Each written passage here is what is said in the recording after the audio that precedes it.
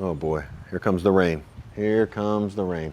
This is why I haven't made a lot of videos lately. Let me show you. This is Florida. This is it right now.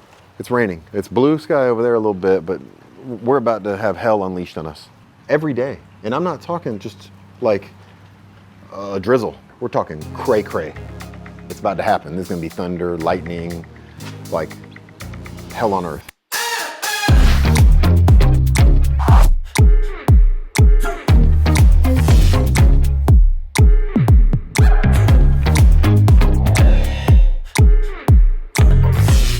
So let's be honest, when most of us are making our YouTube video, I think we try and get the best image quality that we possibly can. So what I want to share with you today is a few different video settings that you can change on your Canon M50 or really any similar camera, but I'm going to be talking about the M50 specifically.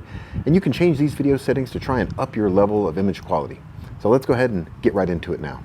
First thing you're going to notice is things might look a little bit different than they did in the intro, and there's a reason for that.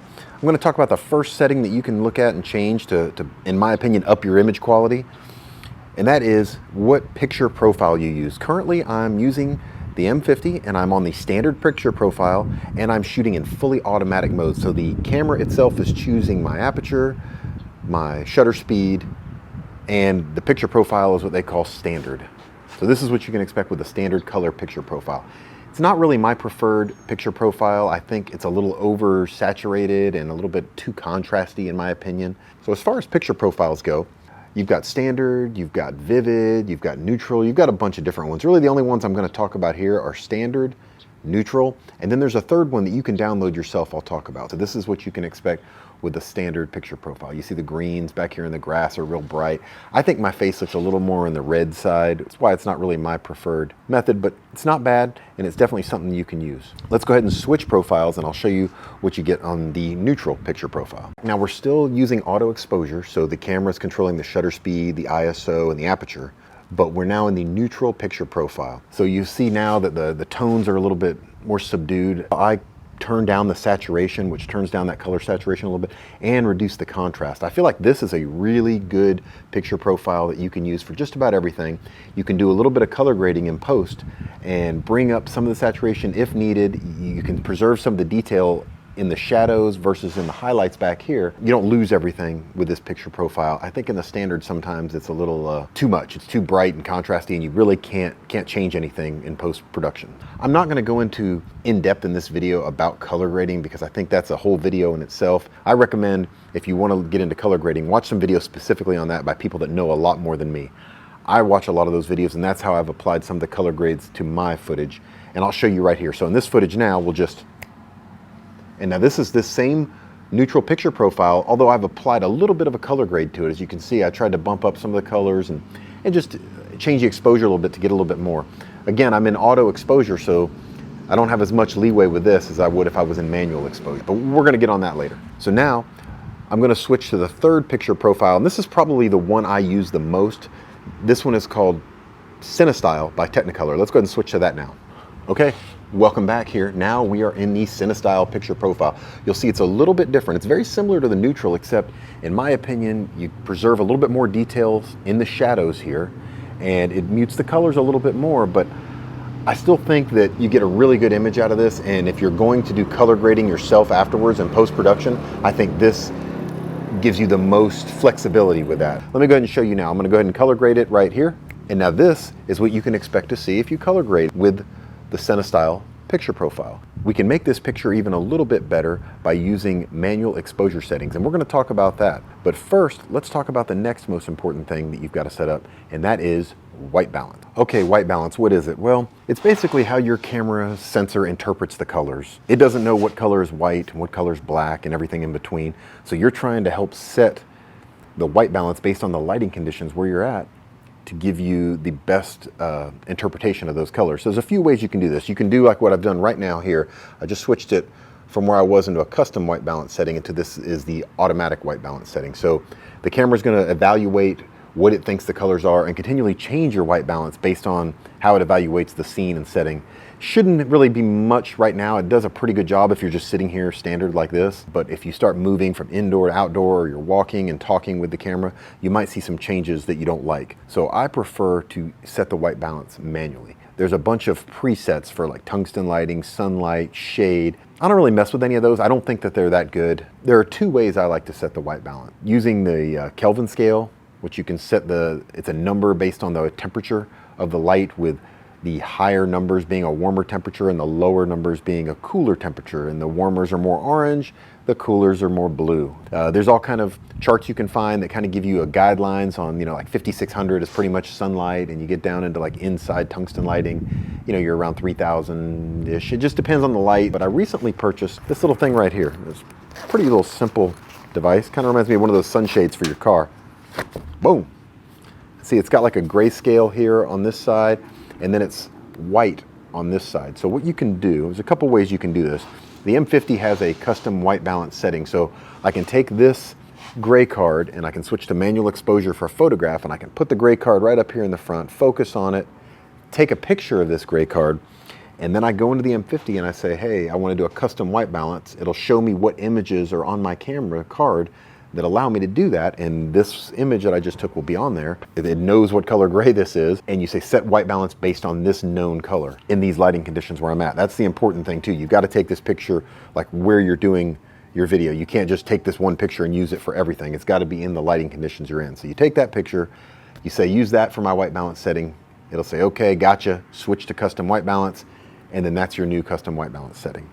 That's kind of been my preferred method. This thing was like $7 on Amazon. I think it was worth it. I'm gonna switch now from auto white balance to custom white balance and show you what we got. Okay, now I've switched the white balance from automatic to custom, and this is what you can expect. Probably not a big difference, because the auto white balance works pretty good in this camera. Where I see it has problems is indoors, or when I'm moving from light to dark to light to dark, it just keeps getting a little wacky. It is important to get the best quality video you can to have a good white balance. Let's talk about exposure. So we're currently shooting with auto exposure, which means the ISO, the aperture, and the shutter speed are being determined by the camera. I don't like this that much because, for one, it's got, let's see if I can even see it here. Yeah, it's got my ISO at 160, which is unnecessary. We're outside. My aperture is closed down to 5.6, and my shutter speed is 1/30. Well, we're shooting at 24 frames a second, and sort of the rule is a 180-degree rule with shutter speed. So if you're shooting at 24 frames a second, you want your shutter speed to be 1/48.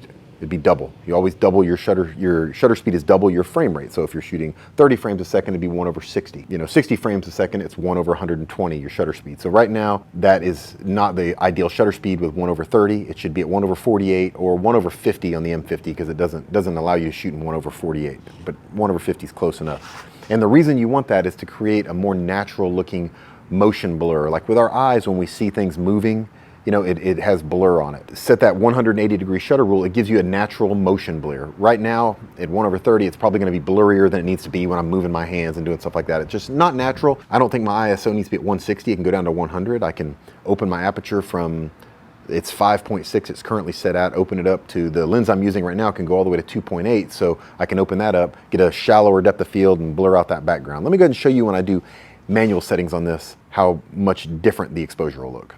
Okay, now we're back in manual settings. You'll see the background is definitely going to be a little bit blurrier. My ISO is down to 100, my aperture is 2.8, and my shutter speed is 1/50. So the motion blur is going to be a little bit more natural looking. And I'll show you what I'm talking about if I can crank up my shutter speed. This is with 125. I'm at 24 frames a second, but look at this. Look at the motion blur here. It's very disjointed and jittery. It doesn't even actually blur like my hand. See what I'm saying? That's not natural. So if we bump it back down, see, now the motion blur when I do this is a lot more natural looking, and it doesn't look so disjointed and crazy. And then the opposite would happen if you lower this to ridiculously low. You see now, look at this. This is with 1/13 for my motion blur. Does that look natural? Is this how your eye sees stuff? If this is how your eye sees things, maybe you need to go to an eye doctor, because you got some problems. Something is wrong here. This is not normal. But this could be like trippy, like woo, woo, woo, woo, woo. No, not what we want. All right, so let's fix this. The three settings you have to worry about: aperture. Aperture is just basically how wide open and how much light is let in on the sensor. ISO is the sensitivity of the actual sensor to light. That lower that number, the less sensitive it is to light. So the lower you have that ISO, the cleaner the image is going to be. It's going to be sharper with less noise introduced. As you go up higher and higher with that ISO, it's going to brighten your image. So in low light settings, you're going to have to raise it up a little bit.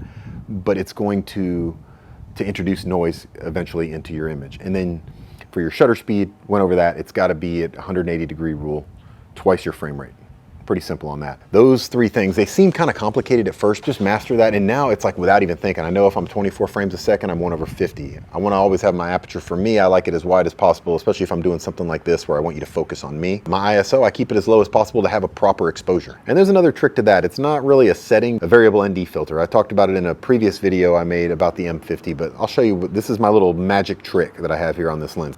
Sunglasses for my lens. I can adjust. Whoa, look at that. See this little thing I got on the end here? This thing's way blown out, but then we can fix it up there. Look at the sky. You can see more detail in there. See what I'm saying? We got our exposure nice. If you're gonna have a camera like this with the lens threads on the front of it, you do any video outside, why not just go ahead and pick up one of these? I didn't even buy an expensive one. This is maybe a $40 or $50 one, and it works pretty good. So for me, I think it's really important that you manually set your exposure. I know it's tempting and it's easy to just put everything on auto exposure. And with some of my smaller, simpler cameras like the DJI Osmo Action, I just leave that baby on automatic all the time. Manual exposure is where it's at if you're gonna make better quality videos. And that's what we all wanna do, right? Okay, I've been talking about it a bunch, telling you I'm in 24 frames a second. Well, why? Why do I choose to use 24 frames a second? The easy answer, and what you hear from a lot of people is, oh, it's so cinematic. Well, that's cool. I'm not making a cinematic masterpiece. In my opinion, 24 frames a second, the reason why movies are shot for the most part in 24 frames a second is because it most closely mimics how your eye interprets things, how your eye sees images. I guess you kind of see in 24 frames a second it would be the argument that a lot of people would make on it. I feel like it looks natural and pleasing to me. 30 frames a second, pretty good too. You wouldn't think that those 6 frames make a difference. Just a little bit of a difference for that, but I prefer 24 over 30. Nothing wrong with 30 at all. I think a lot of broadcast television is shot in 30 frames per second versus things at the movies are shot in 24 frames a second. And it may be something you may or may not have ever noticed, but like if you've ever watched sitcoms on TV, how they just look, they have a different look to them than like a movie that you see in the movie theater. It's because of the difference in the frame rates. I prefer 24 frames a second because it looks more natural in how you see things. And the other reason I like 24 frames a second specifically for the Canon M50 is because when I want to do some slow motion, I can shoot in 60 frames a second and then reduce it down to 40% of its normal speed. When I edit something, my timeline's all 24 frames a second. If I shoot a piece in 60 frames a second, I want to slow it down to match the timeline. I have to reduce it to 40% speed, which gives me a much slower picture than if I was shooting in 30 frames a second. I'm only going to be able to slow it down to 50% speed, if that makes sense. So that extra 10% slower is why I prefer 24 frames a second with the Canon M50. And lastly, I would hope if you got the M50, it's because you wanted an external microphone. Ask yourself this: how many videos have you looked at on YouTube and said, this guy should have shot this in 4K, or I think this frame rate is off. And you've clicked off of it because you didn't like the color grade or the frames per second, or whether it was 4K or 1080. Now ask yourself this question: as soon as you start playing it, the audio is all jacked up, it is super loud or super low, and you can't really understand what they're saying, but it's a beautiful 4K image. How quickly are you going to click off of that video? I know for me, it's pretty much immediately. With that said, audio is the single most important thing. If you don't do anything else here, definitely set your audio and stay dry, stay out of this rain, and get the best quality audio you can with your M50. I think that's super important here. And with that comes the audio settings. So what I do is I'll go to my audio settings, switch it from automatic to manual right there, and then look at the audio levels. And I don't want them to peak and go into that red or even really too much into the yellow. So I continue to lower the audio level while I do some test talking, watching those audio levels bounce, and try and get them to hit right at that negative 12 decibel mark when I'm talking at a normal voice like I'm talking now. And then I lock that in, and that's what I use for my audio settings. I think if you buy an external mic and just slap it on there, plug it in, leave everything in automatic, you're gonna get better audio than you would with the onboard mics. You're not gonna realize the full potential of the microphone that you have by just doing that. So we've talked about setting our color profiles. We've talked about our white balance. We've talked about our auto exposure versus manual exposure and how you gotta use manual exposure. We talked about frames per second and what that means. And we talked about audio and how you should manually control your audio settings. I think if you just do these few things, you're gonna see a huge improvement in your videos, no matter what kind of camera you use, especially if you use this Canon M50. Now, when you first start doing this is gonna seem like, man, this is such a pain in the butt. I gotta do all these settings before I get started. Let me tell you, it's just like anything else, like riding a bike. Once you get used to doing this, it's like second nature. I pop on the camera and I'm like, bang, bang, bang. I hit my 1/50 shutter speed, get my ISO where it needs to be, set my audio levels, make sure everything's good. For me, it goes so simple and so easy if you just practice a little bit and start using it. Like anything new, it's gonna be a bit of a pain in the butt when you first start, but eventually it gets much easier. And now we have a full downpour happening, and I'm pretty much stuck under this little pavilion. Canon M50 is not weather sealed. You don't want to get it wet. Yeah, come to Florida. They don't tell you this on the postcards and the Chamber of Commerce weather. Yeah, this is what you live with every day for probably 4 months out of the year. Now I'm stuck here. Should we do another video while we're here or what? This is what we're dealing with. Time to pack up the M50 and put the rain cover on my backpack and get out of here. Thanks as always for watching. Don't forget to hit the subscribe button.